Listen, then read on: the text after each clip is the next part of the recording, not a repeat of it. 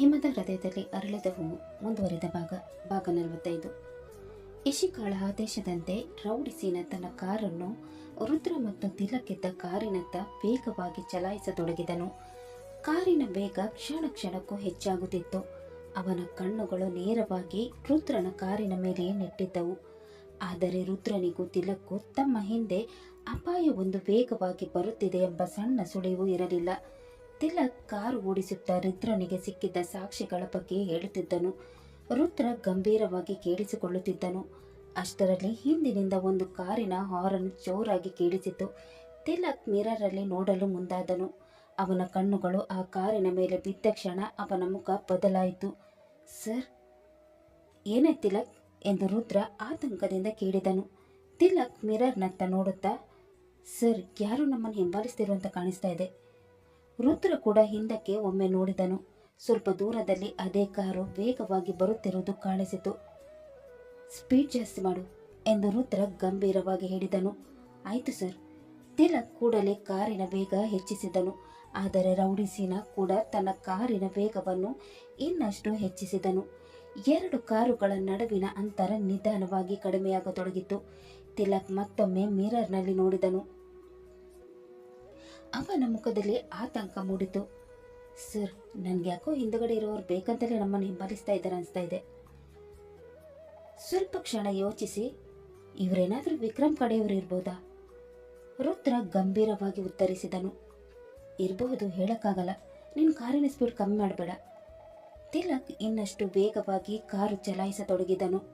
ಇತ್ತ ರೌಡಿಸೀನ ತನ್ನ ಕಾರಿನ ಸ್ಟೀರಿಂಗ್ ಬಿಗಿಯಾಗಿ ಹಿಡಿದುಕೊಂಡು, ಇವತ್ತು ನಿಮ್ಮ ಕತೆ ಇಲ್ಲಿಗೆ ಮುಗಿಯಬೇಕು ಎಂದು ಮನಸ್ಸಿನಲ್ಲೇ ಗುಣುಗಿದನು.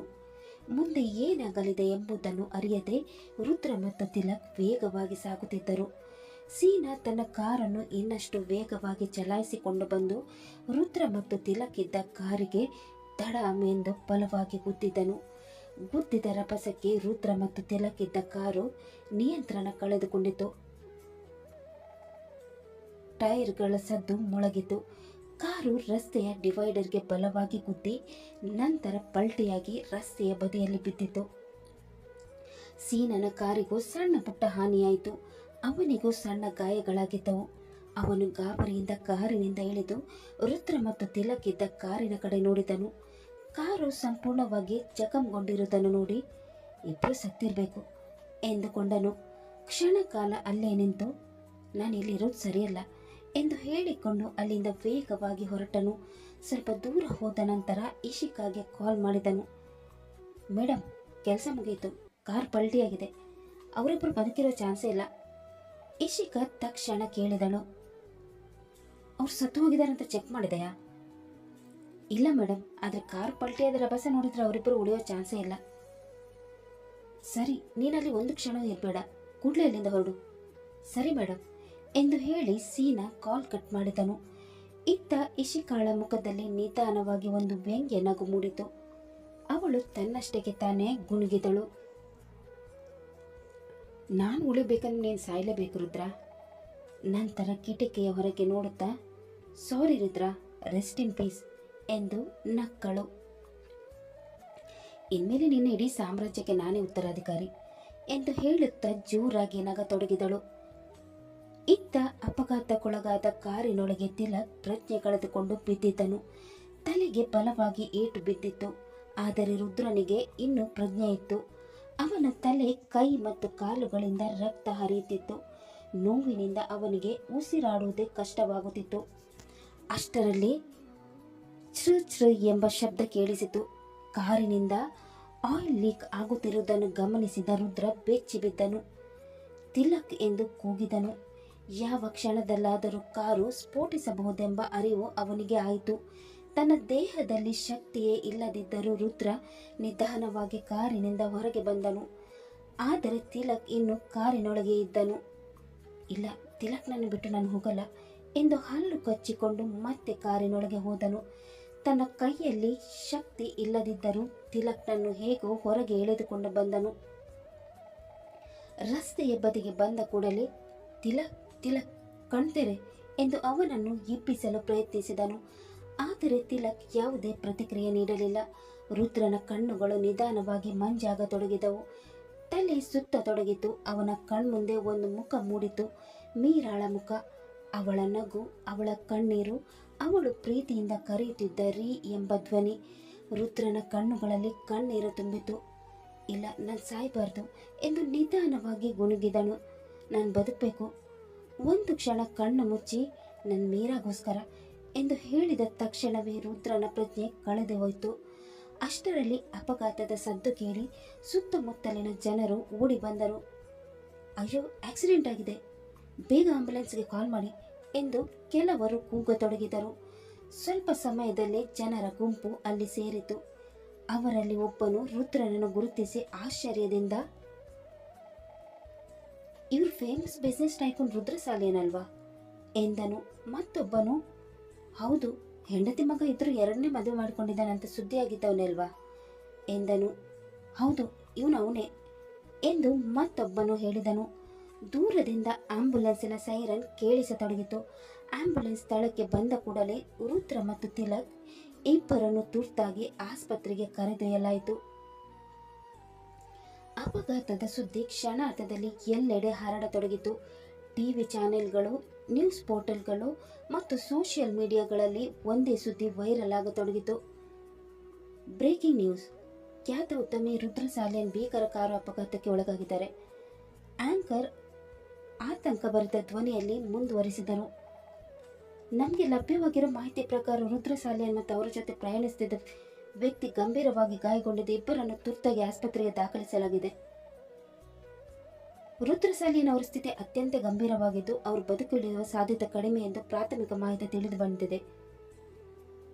ಈ ಸುದ್ದಿ ಕ್ಷಣಾರ್ಧದಲ್ಲಿ ಸೋಷಿಯಲ್ ಮೀಡಿಯಾದಲ್ಲಿ ವೈರಲ್ ಆಯಿತು. Hashtag Rudra Salian accident, hashtag pray for Rudra.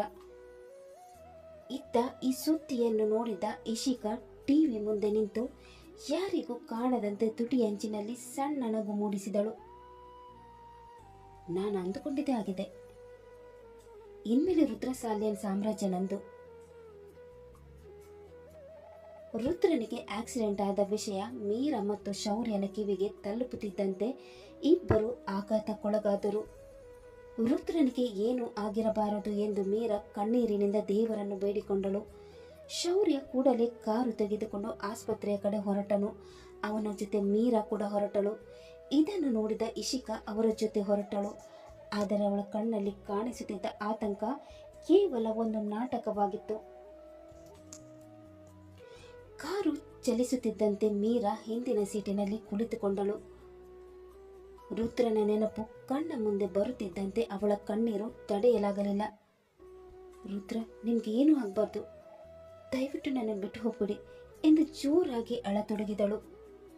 ಅವಳ ಪಕ್ಕದಲ್ಲಿದ್ದ ಇಶಿಕಾ ಮೀರಾಳನ್ನು ನೋಡುತ್ತಾ ಮೌನವಾಗಿ ಕುಳಿತಿದ್ದಳು. ಹೊರಗೆ ಆತಂಕದ ಮುಖ, ಆದರೆ ಅವಳ ಮನಸ್ಸಿನೊಳಗೆ ಮಾತ್ರ ಬೇರೆ ಲೆಕ್ಕಾಚಾರ ನಡೆಯುತ್ತಿತ್ತು. ಅಳುತ್ತಿರು ಮೀರಾ, ಇನ್ಮೇಲೆ ರುದ್ರ ನಿನ್ನ ಜೊತೆ ಇರುವುದಿಲ್ಲ ಎಂದು ಮನಸ್ಸಿನಲ್ಲಿ ವ್ಯಂಗ್ಯವಾಗಿ ನಕ್ಕಳು. ಮುಂದೆ ಸಾಗುತ್ತಿದ್ದ ಕಾರಿನೊಳಗೆ ಮೀರಾಳ ಕಣ್ಣೀರು ಹೆಚ್ಚಾಗುತ್ತಲೇ ಇತ್ತು. ಎಲ್ಲರೂ ಆತಂಕದಿಂದ ಆಸ್ಪತ್ರೆಗೆ ತಲುಪಿದರು. ಶೌರ್ಯ ಓಡುತ್ತಾ ಎಮರ್ಜೆನ್ಸಿ ವಾರ್ಡ್ನತ್ತ ಹೋದನು. ಅಷ್ಟರಲ್ಲಿ ಡಾಕ್ಟರ್ ಹೊರಗೆ ಬಂದರು. ಶೌರ್ಯ ಆತುರದಿಂದ, ಡಾಕ್ಟರ್, ಅಣ್ಣ ಹೇಗಿದ್ದಾನೆ? ತಿಲಕ್ ಹೇಗಿದ್ದಾರೆ? ಡಾಕ್ಟರ್ ಮುಖ ಗಂಭೀರವಾಗಿತ್ತು. I am sorry to inform you, ಇಬ್ಬರ ಕಂಡೀಷನ್ ತುಂಬಾ ಕ್ರಿಟಿಕಲ್ ಆಗಿದೆ. ಶೌರ್ಯನ ಮುಖದಲ್ಲಿ ಭಯ ಮೂಡಿತು. ತಿಲಕ್ಗೆ ತಲೆಗೆ ತುಂಬ ಗಂಭೀರವಾದ ಗಾಯವಾಗಿದೆ. ಅವರು ಈಗಾಗಲೇ ಕೋಮಕ್ಕೆ ಹೋಗಿದ್ದಾರೆ. ಸದ್ಯಕ್ಕೆ ಅವರ ಸ್ಥಿತಿ ತುಂಬ ಗಂಭೀರವಾಗಿದೆ. ಮೀರಾ ಕಣ್ಣೀರನ್ನು ಒರೆಸಿಕೊಳ್ಳುತ್ತಾ ನಡುಗುವ ಧ್ವನಿಯಲ್ಲಿ, ರುದ್ರ ಎಂದು ಕೇಳಿದಳು. ಡಾಕ್ಟರ್ ಕ್ಷಣಕಾಲ ಮೌನವಾಗಿದ್ದು, ರುದ್ರ ಸಾಲಿನವ್ರಿಗೆ ಗಂಭೀರವಾದ ಗಾಯಗಳಾಗಿದೆ. ನಾವು ಅವ್ರಿಗೆ ಪ್ರಜ್ಞೆ ಬರಿಸಲು ಎಲ್ಲ ಪ್ರಯತ್ನ ಮಾಡ್ತಾ ಇದ್ದೀವಿ. ಮುಂದಿನ ಕೆಲ ಗಂಟೆಗಳು ತುಂಬ ನಿರ್ಣಾಯಕ. ಮೀರಾಳ ಕಣ್ಣಿಂದ ಕಣ್ಣೀರು ಧಾರೆಯಾಗಿ ಹರಿಯತೊಡಗಿತು. ಡಾಕ್ಟರ್, ಅವ್ರನ್ನ ಹೇಗಾದರೂ ಉಳಿಸಿ, ಅವ್ರಿಗೆ ಏನೂ ಆಗಬಾರ್ದು ಅಂದಳು. ಶೌರ್ಯ ಕೂಡ ಕಣ್ಣೀರನ್ನು ತಡೆಯುತ್ತಾ, ಡಾಕ್ಟರ್, ಅಣ್ಣನನ್ನು ಉಳಿಸಿ, ನಿಮಗೆ ಬೇಕಾದ್ದೆಲ್ಲ ನಾವು ಮಾಡ್ತೀವಿ ಎಂದು ಹೇಳಿದನು. ಇತ್ತ ಇಶಿಕಾ ಕೂಡ ದುಃಖದ ಮುಖವಾಡ ಹಾಕಿಕೊಂಡು ನಿಂತಿದ್ದಳು. ಆದರೆ ಅವಳ ಮನಸ್ಸಿನಲ್ಲಿ ಮಾತ್ರ ಒಂದೇ ಮಾತು, ರುದ್ರ ಬದುಕಬಾರದು. ಡಾಕ್ಟರ್ ಒಳಗೆ ಹೋದವರು ಸ್ವಲ್ಪ ಹೊತ್ತು ಬಿಟ್ಟು ಮತ್ತೆ ಎಮರ್ಜೆನ್ಸಿ ವಾರ್ಡ್ನಿಂದ ಹೊರಗೆ ಬಂದರು. ಮೀರಾ ಗಾಬರಿಯಿಂದ ಅವರತ್ತ ಓಡಿ ಬಂದು, ಡಾಕ್ಟರ್, ಅವ್ರಿಗೆ ಪ್ರಜ್ಞೆ ಬಂತಾ? ಡಾಕ್ಟರ್ ನಿಧಾನವಾಗಿ ತಲೆ ಅಲ್ಲಾಡಿಸಿದರು. ಸಾರಿ ಮೇಡಮ್, ಅವ್ರಿಗಿನ್ನೂ ಪ್ರಜ್ಞೆ ಬಂದಿಲ್ಲ. ಅವ್ರಿಗೆ ಪ್ರಜ್ಞೆ ಬರಿಸೋಕ್ಕೆ ನಾವು ತುಂಬಾ ಟ್ರೈ ಮಾಡ್ತಿದ್ವಿ. ಅವ್ರು ಕೂಡ ಕೋಮಕ್ಕೆ ಹೋಗಿದ್ದಾರೆ. ಈ ಮಾತು ಕೇಳುತ್ತಿದ್ದಂತೆ ಮೀರಾಳ ಕಾಲುಗಳು ನಡುಗಿದವು. ಶೌರ್ಯ ಕಣ್ಣೀರಿನಿಂದ ಡಾಕ್ಟರನ್ನು ಬೇಡಿಕೊಳ್ಳುತ್ತಾ, ಡಾಕ್ಟರ್, ಏನಾದರೂ ಮಾಡಿ ನನ್ನ ಅಣ್ಣನನ್ನು ಉಳಿಸಿ. ಅವನನ್ನು ಬಿಟ್ಟರೆ ನನಗೆ ಯಾರೂ ಇಲ್ಲ. ದಯವಿಟ್ಟು ಹೇಗಾದರೂ ಅವನನ್ನು ಉಳಿಸಿ. ಡಾಕ್ಟರ್ ಶೌರ್ಯನ ಭುಜದ ಮೇಲೆ ಕೈ ಇಟ್ಟು ಸಮಾಧಾನ ಪಡಿಸುತ್ತಾ, ನೋಡಿ ಶೌರ್ಯ ಅವರೇ, ನಮ್ಮಿಂದ ಸಾಧ್ಯವಾದಷ್ಟು ನಾವು ಪ್ರಯತ್ನ ಮಾಡ್ತೇವೆ. ಮಿಕ್ಕಿದ ದೇವರ ಕೈಲಿದೆ. ಸ್ವಲ್ಪ ಗಂಭೀರವಾಗಿ ಮುಂದುವರಿಸಿದರು. ರುದ್ರನ ತಲೆಗೆ ಬಲವಾದ ಪೆಟ್ಟು ಬಿದ್ದಿದೆ.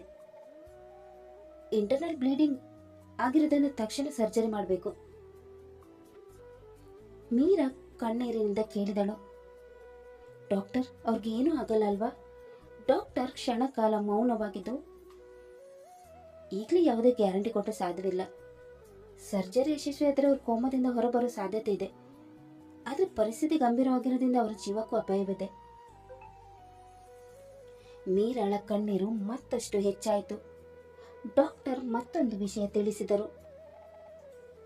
ಒಂದು ವೇಳೆ ಅವರು ಕೋಮದಿಂದ ಹೊರಬಂದರೂ ತಲೆಗೆ ಆಗಿರೋ ಗಾಯದ ಕಾರಣ ಮೆಮೊರಿ ಲಾಸ್ ಆಗೋ ಸಾಧ್ಯತೆ ಇದೆ. ಹಿಂದಿನ ಘಟನೆಗಳು ಜನರು ಯಾವುದು ನೆನಪಿನಲ್ಲಿ ಇರದೇ ಇರಬಹುದು. ಶೌರ್ಯ ಬೆಚ್ಚಿ ಬಿದ್ದು, ಅಂದ್ರೆ ಅಣ್ಣನಿಗೆ ನಾವು ಕೂಡ ನೆನಪಿಗೆ ಬರದೇ ಇರ್ಬೋದಾ? ಹೌದು, ಅದು ಸಾಧ್ಯತೆ ಮಾತ್ರ. ಖಚಿತವಾಗಿ ಈಗ ಹೇಳಲು ಸಾಧ್ಯ ಇಲ್ಲ ಎಂದು ಡಾಕ್ಟರ್ ಹೇಳಿದರು. ಅವರು ನೆನಪು ಕಳೆದುಕೊಂಡಿದ್ದರೆ ಕೆಲವು ವಿಷಯಗಳನ್ನು ಮತ್ತೆ ಹೊಸದಾಗಿ ಕಲಿಸಬೇಕಾಗಬಹುದು. ಸಣ್ಣ ಮಗುವನ್ನು ಹೇಗೆ ನಿಧಾನವಾಗಿ ಪ್ರತಿಯೊಂದು ವಿಷಯಕ್ಕೂ ಮಾರ್ಗದರ್ಶನ ಮಾಡುತ್ತೇವೋ ಅದೇ ರೀತಿಯಲ್ಲಿ ಅವರಿಗೆ ಸಹಾಯ ಮಾಡಬೇಕಾಗಬಹುದು.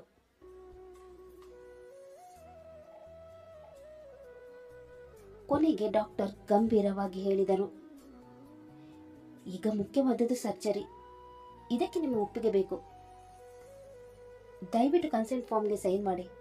ನಾವು ತಕ್ಷಣ ಸರ್ಜರಿ ಆರಂಭಿಸ್ತೀವಿ. ಶೌರ್ಯ ಕಣ್ಣೀರನ್ನು ಒರೆಸಿಕೊಂಡು, ಡಾಕ್ಟರ್, ನೀವು ಸರ್ಜರಿ ಮಾಡಿ ನನ್ನ ಅಣ್ಣನನ್ನು ಹೇಗಾದರೂ ಮಾಡಿ ಉಳಿಸಿ ಎಂದು ಹೇಳಿದನು. ಮೀರಾ ಕೈ ಜೋಡಿಸಿ ದೇವರನ್ನು ನೋಡುತ್ತಾ ಒಂದೇ ಮಾತು ಹೇಳಿದಳು, ದೇವ್ರೇ, ನನ್ನ ಗಂಡನ ನನಗೆ ವಾಪಸ್ ಕೊಡು ಎಂದು ಬೇಡಿಕೊಂಡಳು. ಶೌರ್ಯ ಕೂಡಲೇ ಕನ್ಸೆಂಟ್ ಫಾರ್ಮ್ಗೆ ಸಹಿ ಮಾಡಿದನು. ಡಾಕ್ಟರ್, ಪ್ಲೀಸ್ ನನ್ನ ಅಣ್ಣನ ಉಳಿಸಿ ಎಂದು ಕಣ್ಣೀರಿನಿಂದ ಹೇಳಿದನು. ರುದ್ರನನ್ನು ತಕ್ಷಣ ಆಪರೇಷನ್ ಥಿಯೇಟರ್ಗೆ ಕರೆದೊಯ್ಯಲಾಯಿತು. ಗಂಟೆಗಳು ಕಳೆದವು.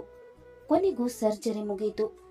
ರುದ್ರನನ್ನು ಐಸಿಯುಗೆ ಶಿಫ್ಟ್ ಮಾಡಲಾಯಿತು. ಅವನಿಗೆ ವೆಂಟಿಲೇಟರ್ ಮತ್ತು ಅಗತ್ಯವಾದ ಮಾನಿಟರಿಂಗ್ ಸಾಧನಗಳನ್ನು ಅಳವಡಿಸಲಾಗಿತ್ತು. ತಲೆಗೆ ಬ್ಯಾಂಡೇಜ್ ಹಾಕಲಾಗಿತ್ತು. ಮಾನಿಟರ್ನಲ್ಲಿ ಅವನ ಹೃದಯ ಬಡಿತ ನಿಧಾನವಾಗಿ ಕಾಣಿಸುತ್ತಿತ್ತು. ಸ್ವಲ್ಪ ಸಮಯದ ನಂತರ ಡಾಕ್ಟರ್ ಹೊರಗೆ ಬಂದರು. ಶೌರ್ಯ ತಕ್ಷಣ ಅವರ ಬಳಿಗೆ ಓಡಿ ಬಂದು, ಡಾಕ್ಟರ್, ಅಣ್ಣ ಹೇಗಿದ್ದಾನೆ? ಡಾಕ್ಟರ್ ಗಂಭೀರವಾಗಿ ಹೇಳಿದರು, ಸರ್ಜರಿ ಸದ್ಯಕ್ಕೆ ಯಶಸ್ವಿಯಾಗಿ ಮುಗಿದಿದೆ. ತಲೆಯೊಳಗಿನ ರಕ್ತಸ್ರಾವವನ್ನು ನಿಯಂತ್ರಿಸಲು ನಾವು ಅಗತ್ಯವಾದ ಚಿಕಿತ್ಸೆ ಮಾಡಿದ್ದೀವಿ. ಆದರೆ ಶೌರ್ಯ ಆತಂಕದಿಂದ, ಆದರೆ ಏನು ಡಾಕ್ಟರ್? ರುದ್ರ ಇನ್ನು ಕೋಮದಲ್ಲೇ ಇದ್ದಾರೆ. ಸದ್ಯಕ್ಕೆ ಅವರು ಸ್ವತಃ ಪ್ರಜ್ಞೆಗೆ ಬರುವ ಸ್ಥಿತಿಯಲ್ಲಿಲ್ಲ. ಮುಂದಿನ 24 ಗಂಟೆಗಳು ತುಂಬ ಮುಖ್ಯ. ನಾವು ಅವರನ್ನು ನಿರಂತರವಾಗಿ ಐಸಿಯುನಲ್ಲಿ ಮಾನಿಟರ್ ಮಾಡ್ತೀವಿ. ಮೀರಾ ಕಣ್ಣೀರಿನಿಂದ ಕೇಳಿದಳು, ಡಾಕ್ಟರ್, ನಾಳೆಗೆ ಅವರಿಗೆ ಪ್ರಜ್ಞೆ ಬರ್ಬೋದಾ?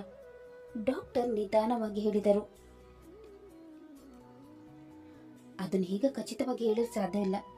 ಕೆಲವೊಮ್ಮೆ ಇಂಥ ತಲೆಯ ಗಾಯದ ನಂತರ ರೋಗಿಗೆ ಪ್ರಜ್ಞೆ ಬರಲು ಸಮಯ ಬೇಕಾಗಬಹುದು. ಅವರು ಕೋಮದಲ್ಲೇ ಮುಂದುವರಿಯುವ ಸಾಧ್ಯತೆ ಇದೆ. ಶೌರ್ಯನ ಕಣ್ಣುಗಳಲ್ಲಿ ನೀರು ತುಂಬಿತು. ಅಂದ್ರೆ ನಾವು ಏನು ಮಾಡಬೇಕು ಡಾಕ್ಟರ್? ಈಗ ನಾವು ಮಾಡಬೇಕಾಗಿತ್ತು ಅವರನ್ನು ಸ್ಥಿರವಾಗಿಡೋದು ಮತ್ತು ಗಮನದಿಂದ ಮಾನಿಟರ್ ಮಾಡೋದು. ನೀವು ಧೈರ್ಯವಾಗಿರಿ. ನಾಳೆಯವರೆಗೆ ಅವರ ಪ್ರತಿಕ್ರಿಯೆಯನ್ನು ನೋಡೋಣ. ಡಾಕ್ಟರ್ ಅಷ್ಟೇ ಹೇಳಿ ಮತ್ತೆ ಐಸಿಯು ಕಡೆ ತೆರಳಿದರು. ಮೀರಾ ಗಾಜಿನ ಬಾಗಿಲಿನ ಆಚೆಯಿಂದ ರುದ್ರನನ್ನು ನೋಡುತ್ತಾ ಕಣ್ಣೀರಿಡುತ್ತಿದ್ದಳು. ರೀ, ನೀವು ನನಗೆ ಮಾತು ಕೊಟ್ಟಿದ್ದೀರಲ್ಲ ನನ್ನನ್ನು ಬಿಟ್ಟು ಹೋಗಲ್ಲ ಅಂತ. ಆದರೆ ಐಸಿ ಒಳಗೆ ರುದ್ರ ಯಾವುದೇ ಪ್ರತಿಕ್ರಿಯೆ ನೀಡದೆ ಕೋಮದಲ್ಲೇ ಮಲಗಿದ್ದನು. ಇತ್ತ ತಿಲಕ್ಕು ಸರ್ಜರಿ ಮಾಡಲಾಯಿತು. ಸರ್ಜರಿ ಮುಗಿದ ನಂತರ ಅವನನ್ನು ಐಸಿಯುಗೆ ಶಿಫ್ಟ್ ಮಾಡಲಾಯಿತು. ಆದರೆ ತಿಲಕ್ ಕೂಡ ಇನ್ನು ಕೋಮದಲ್ಲೇ ಇದ್ದನು. ಆಸ್ಪತ್ರೆಯ ಹೊರಗಿನ ಪ್ರಾರ್ಥನಾ ಸ್ಥಳದಲ್ಲಿ ಶೌರ್ಯ ಮತ್ತು ಮೀರಾ ಇಬ್ಬರು ರುದ್ರನಿಗಾಗಿ ಕೈ ಜೋಡಿಸಿ ಕುಳಿತಿದ್ದರು. ಮೀರಾಳ ಕಣ್ಣಲ್ಲಿ ಕಣ್ಣೀರು ತುಂಬಿತ್ತು. ದೇವ್ರೆ, ನನ್ನ ಗಂಡನ ನನಗೆ ವಾಪಸ್ ಕೊಡು. ಅವ್ರ ಕಣ್ಣು ತೆರೆದು ನಾನು ಒಮ್ಮೆ ಕರೆಯುವಂತಾಗಲಿ. ಶೌರ್ಯ ಕೂಡ ಕಣ್ಣು ಮುಚ್ಚಿ ಪ್ರಾರ್ಥಿಸುತ್ತಿದ್ದನು. ದೇವ್ರೆ, ನನ್ನ ಅಣ್ಣನನ್ನು ಉಳಿಸು, ಅವನಿಗೇನು ಆಗದಂತೆ ನೋಡ್ಕೊ. ಇಬ್ಬರ ಪ್ರಾರ್ಥನೆಯ ನಡುವೆ ಸಮಯ ನಿಧಾನವಾಗಿ ಕಳೆಯುತ್ತಿತ್ತು. ಆದರೆ ಸ್ವಲ್ಪ ದೂರದಲ್ಲಿ ನಿಂತಿದ್ದ ಯಶಿಕಾ ಮಾತ್ರ ಹೊರಗೆ ದುಃಖದ ಮುಖವಾಡ ಹಾಕಿಕೊಂಡಿದ್ದಳು. ರುದ್ರ ಬೇಗ ಗುಣವಾಗಲಿ ಎಂದು ಎಲ್ಲರ ಮುಂದೆ ನಾಟಕ ಮಾಡುತ್ತಿದ್ದಳು. ಆದರೆ ಅವಳ ಮನಸ್ಸಿನೊಳಗೆ ಮಾತ್ರ ಸಂತೋಷದ ಅಲೆಗಳು ಎದ್ದಿದ್ದವು. ರುದ್ರ ಇನ್ನು ಕೋಮದಲ್ಲಿದ್ದಾನೆ. ತಿಲಕ್ಕೆ ಕೂಡ ಪ್ರಜ್ಞೆ ಬಂದಿಲ್ಲ. ಇಷ್ಟು ದಿನ ನಾನು ಭಯಪಟ್ಟಿದ್ದ ಸತ್ಯ ಈಗ ಯಾರಿಗೂ ಹೇಳಲು ಸಾಧ್ಯ ಇಲ್ಲ. ಅವಳ ತುಟಿ ಅಂಚಿನಲ್ಲಿ ಯಾರಿಗೂ ಕಾಣದಂತೆ ಸಣ್ಣ ನಗು ಮೂಡಿತು. ರುದ್ರ ಕಣ್ಣು ತೆರೆದಿದ್ರೆ ಈ ಸಾಮ್ರಾಜ್ಯಕ್ಕೆ ನಾನೇ ವಾರಿಸ್ತಾ ಇರ್ತೆ ಎಂದು ಮನಸ್ಸಿನಲ್ಲಿ ಯೋಚಿಸುತ್ತಾ ಐಸಿಯು ಬಾಗಿಲಿನತ್ತ ನೋಡಿದಳು. ಎಲ್ಲರ ಮುಂದೆ ದುಃಖದ ಮುಖವಾಡ ಹಾಕಿಕೊಂಡಿದ್ದರೂ ಅವಳ ಮನಸ್ಸಿನಲ್ಲಿ ಮಾತ್ರ ಬೇರೆಯದೇ ಲೆಕ್ಕಾಚಾರ ನಡೆಯುತ್ತಿತ್ತು. ಅಷ್ಟರಲ್ಲಿ ಅವಳ ಮೊಬೈಲ್ ರಿಂಗ್ ಆಯಿತು. ಸ್ಕ್ರೀನ್ ಮೇಲೆ ವಿಕ್ರಮ್ನ ಹೆಸರು ಕಾಣಿಸಿತು. ಇಶಿಕಾ ಕೂಡಲೇ ಸುತ್ತಲೂ ನೋಡಿದಳು. ಯಾರು ತನ್ನನ್ನು ಗಮನಿಸುತ್ತಿಲ್ಲ ಎಂದು ಖಚಿತಪಡಿಸಿಕೊಂಡು ಸ್ವಲ್ಪ ದೂರ ಹೋಗಿ ಕಾಲ್ ರಿಸೀವ್ ಮಾಡಿದಳು. ಈಗ ಯಾಕೆ ಕಾಲ್ ಮಾಡಿದ್ಯಾ? ನಾನು ಆಸ್ಪತ್ರೆಯಲ್ಲಿದ್ದೇನೆ. ವಿಕ್ರಮ್ ಆತಂಕದಿಂದ ಕೇಳಿದನು. ಏನಾಯ್ತು? ಅವರಿಬ್ಬರು ಸ್ಪಾಟ್ ಔಟ್ ತಾನೆ? ಇಶಿಕಾ ತಣ್ಣನೆಯ ಧ್ವನಿಯಲ್ಲಿ ಉತ್ತರಿಸಿದಳು. ಇಲ್ಲ, ಇಬ್ರು ಕೋಮದಲ್ಲಿದ್ದಾರೆ. ಪ್ರಜ್ಞೆ ಬರೋದೇ ಡೌಟ್ ಅಂತ ಡಾಕ್ಟರ್ ಹೇಳಿದ್ದಾರೆ. ವಿಕ್ರಮ್ ಸ್ವಲ್ಪ ಮೌನವಾಗಿ, ಒಂದು ವೇಳೆ ಪ್ರಜ್ಞೆ ಬಂದರೆ ಏನು ಮಾಡ್ತೀಯ ಇಶಿಕಾ? ಇಶಿಕಾ ತುಟಿ ಅಂಚಿನಲ್ಲಿ ಸಣ್ಣ ನಗು ಮೂಡಿಸಿಕೊಂಡು, ಆ ಥರ ಏನೂ ಆಗಲ್ಲ, ತಿಲಕ್ 2 ದಿನದಲ್ಲಿ ಹೋಗ್ಬೋದು ಅಂತ ಅನಿಸ್ತಾ ಇದೆ. ರುದ್ರನಿಗೆ ತಲೆಯಲ್ಲಿ ಇಂಟರ್ನಲ್ ಬ್ಲೀಡಿಂಗ್ ಆಗಿದೆ ಅಂತ ಡಾಕ್ಟರ್ ಹೇಳಿದ್ದಾರೆ. ಅವನು ಕೋಮದಿಂದ ಹೊರಬರೋದು ಕೂಡ ಡೌಟ್. ಒಂದು ವೇಳೆ ಹೊರಬಂದರೂ ಮೆಮೊರಿ ಲಾಸ್ ಆಗ್ಬೋದು ಅಂತ ಹೇಳಿದ್ದಾರೆ. ಸ್ವಲ್ಪ ಕ್ಷಣ ಮೌನವಾಗಿದ್ದು, ನನಗ್ಯಾಕೋ ಅವರನ್ನು ನೋಡಿದ್ರೆ ಇಬ್ಬರು ಬದುಕೋದು ಕಷ್ಟ ಅನಿಸುತ್ತೆ. ವಿಕ್ರಮ್ ನಿಟ್ಟಿಸಿರುಬಿಟ್ಟು, ಅಷ್ಟು ಆದರೆ ಸಾಕು ಎಂದನು. ನಂತರ ಸ್ವಲ್ಪ ನಗುತ್ತಾ, ಆದರೂ ಏನು ಇಶಿಕಾ ನೀನು, ನಿನಗೆ ಭಯ ಅನ್ನೋದೇ ಇಲ್ವಾ? ನೀನು ಹೇಳಿದ ಹಾಗೆಯೇ ಮಾಡಿಬಿಟ್ಟೆ. ಇಬ್ಬರು ನಮ್ಮ ದಾರಿಯಿಂದ ಸರಿಸ್ಬಿಟ್ಟೆ. ಇಶಿಕಾಳ ಕಣ್ಣುಗಳಲ್ಲಿ ಕ್ರೂರ ಹೊಳಪು ಮೂಡಿತು. ನನ್ನ ನೀನು ಏನಂತ ಅಂದ್ಕೊಂಡಿದ್ದೆ ವಿಕ್ರಮ್? ನಾನು ಯಾರನ್ನಾದರೂ ಶತ್ರು ಅಂತ ನಿರ್ಧರಿಸಿದ್ರೆ ಅವರು ನನ್ನ ದಾರಿಯಿಂದ ಸರಿಸದೆ ಬಿಡಲ್ಲ. ವಿಕ್ರಮ್ ಮೌನವಾದನು. ಇಶಿಕಾ ಸುತ್ತಲೂ ಮತ್ತೊಮ್ಮೆ ನೋಡಿದಳು. ಸರಿ, ಈಗ ಕಾಲ್ ಕಟ್ ಮಾಡ್ತೀನಿ, ಯಾರಾದರೂ ನಮ್ಮ ಮಾತು ಕೇಳಿಸ್ಕೊಂಡ್ರೆ ಕಷ್ಟ ಎಂದು ಹೇಳಿ ಕಾಲ್ ಕಟ್ ಮಾಡಿದಳು. ಮೊಬೈಲನ್ನು ಕೆಳಗಿಳಿಸಿ ಐಸಿಯು ಕಡೆ ನೋಡಿದಳು. ಅವಳ ಮುಖದಲ್ಲಿ ನಿಧಾನವಾಗಿ ವ್ಯಂಗ್ಯನಾಗು ಮೂಡಿತು. ರುದ್ರ, ತಿಲಕ್, ನಿಮ್ಮಿಬ್ಬರ ಕತೆ ಮುಗೀತು. ಕೆಲ ಕ್ಷಣಗಳ ನಂತರ ವಿಕ್ರಮ್ನ ಫೋಟೋವನ್ನು ಮೊಬೈಲ್ನಲ್ಲಿ ನೋಡುತ್ತಾ ಮನಸ್ಸಿನಲ್ಲೇ ಗುನುಗಿದಳು. ಅವರಿಬ್ಬರ ಥರ ನೀನು ಕೂಡ ನನ್ನ ಲೈಫ್ನಿಂದ ದೂರ ಆಗ್ತೀಯ ವಿಕ್ರಮ್ ಎಂದುಕೊಂಡು ಕುಹಕ ನಗು ಬೀರಿದಳು. ಕತೆ ಮುಂದುವರಿಯುವುದು.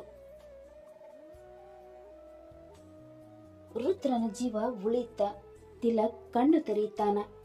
ಇಶಿಕಾ ಅಂದುಕೊಂಡಂತೆ ಎಲ್ಲವೂ ಅವಳ ಕೈಗೆ ಬರುತ್ತಾ ಅಥವಾ ಅವಳ ಆಟಕ್ಕೆ ಇನ್ನೊಂದು ಅನಿರೀಕ್ಷಿತ ತಿರುವು ಎದುರಾಗುತ್ತಾ? ಈ ಸಸ್ಪೆನ್ಸ್ನ ಉತ್ತರಕ್ಕಾಗಿ ಮುಂದಿನ ಸಂಚಿಕೆಯನ್ನು ತಪ್ಪದೆ ಕಾಯಿರಿ. ಅಲ್ಲಿ ತನಕ ಈ ಕತೆ ನಿಮಗೆ ಇಷ್ಟವಾದಲ್ಲಿ ಲೈಕ್ ಮಾಡಿ, ಶೇರ್ ಮಾಡಿ ಮತ್ತು ಸಬ್ಸ್ಕ್ರೈಬ್ ಮಾಡೋದನ್ನು ಮಾತ್ರ ಮರಿಬೇಡಿ. ಹಾಗೆ ಕತೆ ಹೇಗಿದೆ ಅಂತ ಕಮೆಂಟ್ ಬಾಕ್ಸಲ್ಲಿ ತಿಳಿಸಿ. ಮುಂದಿನ ಸಂಚಿಕೆಯಲ್ಲಿ ಮತ್ತೊಂದು ರೋಚಕ ತಿರುವಿನೊಂದಿಗೆ ಮತ್ತೆ ಭೇಟಿಯಾಗೋಣ. ಧನ್ಯವಾದಗಳು.